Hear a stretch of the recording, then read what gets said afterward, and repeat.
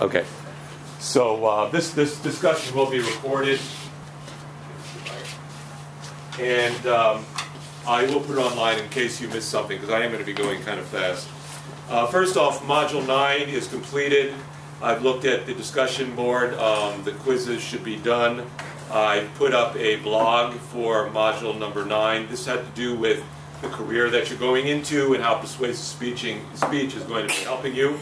And so I kind of alphabetically listed all the different careers you want to go in. I kind of combined it with other semesters so you can see what they wrote also, and about how persuasive speaking, this skill is going to be important as you move into your career. If you put a comment into my blog for Module 9, you will get extra points for the next discussion board. I don't think there is a next discussion board, but you will get extra points. I will throw in extra points on one of the discussion boards. So make sure to look at that. I noticed that a lot of people did not complete Module number 8 quiz, and so you should get that in and get points for that. At some point, and we're moving closer to it, any quiz that wasn't completed will get a 0, and then it'll be added into your weighted grade. Right now it's not added in, but when I put the 0 in, then it becomes added in. So make sure you get those quizzes done. The Module number 1 blogs you need to take a look at. That was your step 1 for Project 4, which is your persuasive speech. I've looked at all the ones that were posted up until about 1 o'clock this morning. I stayed up and looked at everyone's blogs, and I put comments on it. I can say that almost every one of you needs to work on your topic. There's problems with it, and we can talk in the office. I'll be in my office. Actually, I'll be here from like 12 until about 4 today. So if you want to drop in, so if you want to talk about your topic, mostly the topics are either not focused or they're not persuasive, or it just wasn't clear on what you were doing. And so I'm trying to guide you towards a topic that's doable and that you can get a passing grade on. So that was step 1 of Project 4. If you haven't done it, please do it, and then you need to come into my office to talk to me about it, because I won't grade it unless you come in and see me. Most of you did do that step number 1, Project 4, and that's great, but you need to work on that to see my comments. Okay, any questions about any of that? Okay, I'm going to go on. Let's talk about where it says, did you watch the slideshow in Module number 9? I have it up here. Make sure you've looked at all those slideshows and read chapter on speaking to persuade. This week we're looking at the next chapter, which is methods of persuasion. This is probably the most difficult chapter in the textbook, and the quiz for Module 10 is probably the most difficult quiz. So please make sure you have your textbook read and you looked at the slideshows for Module 10. But I just want to talk a little bit about the project, step number 2, which is due, unless anyone has any questions about step number 1. People seem to pretty much understand what to do, and you put it in, but it needs work. So any questions about step number 1 for Project 4, the persuasive speech project? No? Okay. For step number 2, what I want to start seeing is, and this again goes in your blog, put it under step number 2, it goes in your Project number 4 blog. I want to start seeing some research, both in the terms of sources, 3 sources that you'll be using, and what I want you to do is give me the URL for the source, some bibliographical information about the source, 1-sentence summary of what the source is about, and you need 3 of those. And I also want to see 3 visuals. These could be graphs, it could be pictures, something that you're going to be using in your PowerPoint slideshow for your speech. Now, it doesn't mean you have to, but I want you to start gathering material in. So step number 2 is gathering sources, both visual sources and secondary sources. All right? So that should be pretty clear. Step number 3 is a little more difficult, because I'm asking you to start thinking about how you're going to outline your speech. In step number 1, you kind of decided what your topic is, what kind of speech you're doing. Are you doing a policy or value or fact speech? And now I want you to think of how you're going to break it up into main points, which you've already started thinking about.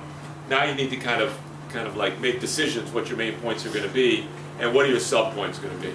So main points, sub-point outline is what I want to see in the step number 3. Now this outline can change. I'm going to look at it and make suggestions, but I need to see your 2 or 3 main points, and every main point should have sub-points. Now this does not include supporting material. This is just the basic structure of the speech. Then you're going to put in the supporting material, the facts, the statistics and the testimony and the examples. That goes in later. But right now I just want to see the main points and sub-points. Now make sure to label the main points with Roman numerals and the sub-points with capital letters. So even though the indentations won't be right, I'll be able to read your outline in your blog space. So Roman numerals identify main points, capital letters identify sub-points. All right, so that's step number 2, and step number 3 needs to be completed by Saturday evening. Any questions about that? Okay, I'm gonna move on. You're all doing.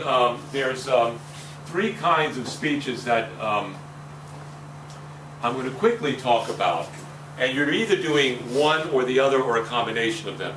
Now, most of you are going to be doing a policy speech, and I will get to that. A lawyer who's trying to convince the jury that her client is innocent is actually doing a policy speech. She's trying to create, she's saying, you should find my client innocent. And what that lawyer is doing is presenting facts, presenting evidence that proves that, in fact, my client is innocent. And therefore, you should find a verdict of not guilty. So the should makes it a policy speech, because you're trying to get people to do something or think a certain way. So some of you are doing that kind of a policy speech. And I'm going to go through each one of them and as kind of review of what each of these different kinds of persuasive speeches are: fact, value, and policy. All right? So the first one is a question of fact speech. This is on the sheet that I handed out. The example here is by the end, and I have the SPS is specific purpose statement. So the first one is about convincing your audience that in fact there'll be an earthquake that's going to hit California. That's a fact speech. We don't know if it's going to hit California. It may or may not, but we're making a prediction. So that's a kind of fact speech. And then the thesis would be an earthquake of 9.0 or greater will hit California. And let me give you 3 good reasons why I believe that's true.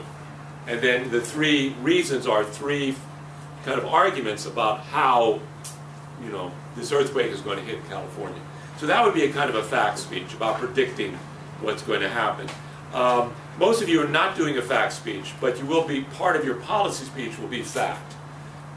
Because your policy speech will be proving a problem, that there is a problem, so you need to prove in fact there is a problem. And so part of the policy speech is a fact, is a question of fact speech. It'll be your first main point. In fact, there is a problem. I need to convince you of that. And that would be your first main point if you're doing a problem solution speech. I'm going to get to the policy speech in a second, but the second one there, the value speech, that one is very difficult to do. That's a difficult speech to present. And the key to a value speech, in other words, you're proving that something is right or wrong, good or bad, something is better than something else. Someone's doing about jujitsu. Okay, that's basically a value speech, because what you're convincing us that this is better than something else. And in doing that, you need to first, and I'm going to just lay this out. Usually I have a discussion, but I'm just going to lay this out. You need to present a standard of what is the best type of fighting. What is the standard? And you have to establish a standard and convince us that that's the standard. Once we're convinced that's the standard, you measure your thing against the standard. And you say it fulfills all of these criteria. The others do not. This one does. And that's how you're going to prove a value speech. It's a standard and then analyzing your thing against the standard. All right? Most of you are not doing that, and so I'm going to move on to the policy speech, which most of you are going to be using. The simplest one is the problem solution.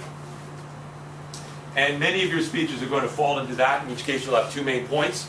A problem in which you are proving in fact, question of fact, in fact there is a problem.